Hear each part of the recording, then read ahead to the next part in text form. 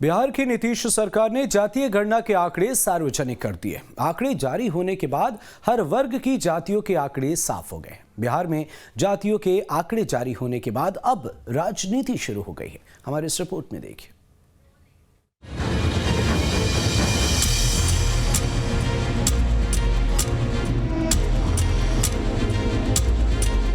नीतीश कुमार का master stroke. क्या 2024 के लिए तय हो गया एजेंडा? ओबीसी ईबीसी करेंगे लोकसभा चुनाव में खेल। क्या 2024 के लिए बिहार से इंडिया गठबंधन का एजेंडा तय हो गया है, जिसकी जितनी हिस्सेदारी उसकी उतनी भागीदारी? क्या 2024 में इंडिया गठबंधन का यही जीत का मंत्र होने वाला है? 90 के दशक में मंडल कमीशन ने जिस राज्य की सियासत बदल दी, माना जा रहा है कि उस राज्य में अब जातिगत जनगणना के जरिए 2024 की स्क्रिप्ट लिखने की कोशिश की जा रही है।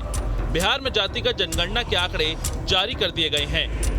2 जून 2022 को मंत्रिपरिषद का निर्णय हुआ कि ये कराया जाएगा, और कराए जाने का ये था कि विभिन्न जो सामाजिक आर्थिक जो पहलू हैं बिहार के, उसका एक गणना कराया जाए और उसके बाद हम लोग उसका पूरा रिपोर्ट तैयार करें।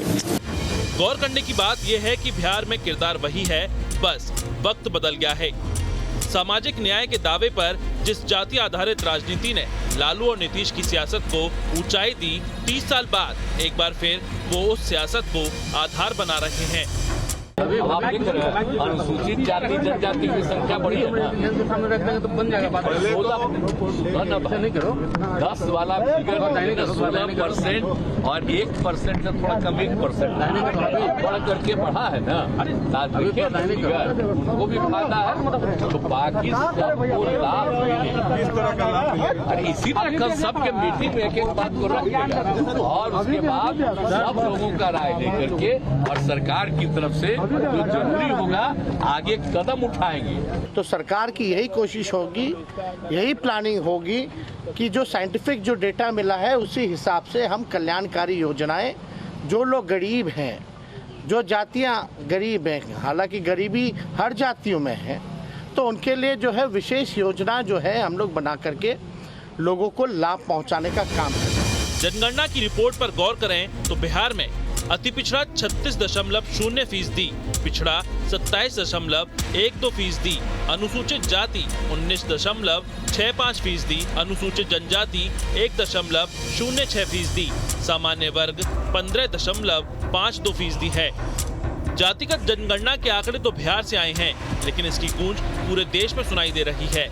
इस रिपोर्ट के क्या मायने हैं, इसको समझने के लिए आरजेडी सुप्रीमो लालू प्रसाद यादव के इस ट्वीट पर गौर करते हैं। लालू प्रसाद यादव ने ट्वीट किया कि सरकार को अब सुनिश्चित करना चाहिए कि जिसकी जितनी संख्या उसकी उतनी हिस्सेदारी हो।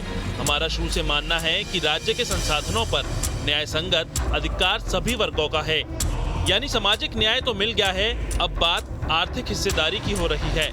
सवाल सिर्फ लालू और नीतीश का नहीं है। 2024 को लेकर राहुल गांधी का ओबीसी प्रेम भी खूब झलक रहा है। राहुल भी अपनी रैलियों में जाति जनगणना और ओबीसी की हिस्सेदारी के मुद्दे को उठा रहे हैं। राहुल गांधी के ओबीसी प्रेम की वजह यूं ही नहीं है, इसके पीछे है ओबीसी वोटों की ताकत। 2009 में कांग्रेस को ओबीसी के 24% वोट मिले थे, वहीं बीजेपी को 22% वोट मिले। कांग्रेस उस वक्त सत्ता में थी। 2014 में बीजेपी को ओबीसी का 34% वोट मिले, वहीं कांग्रेस को 15% वोट मिले। बीजेपी को 2019 में 44% वोट मिले, तो वहीं कांग्रेस को 15% वोट मिले। यानी बीजेपी की जीत का आधार मजबूत ओबीसी वोट रहा है। कांग्रेस सत्ता में वापस लौटने के लिए ओबीसी के मुद्दे को उठा रही है। बिहार में आंकड़ा आ गया है और बीजेपी के दिग्गज संभल कर अपने बयान दे रहे हैं। ये आधा अधूरा है। अभी आर्थिक रूप से, सामाजिक रूप से जो पिछड़े वर्ग हैं, उसका तो रिपोर्ट ही नहीं आया।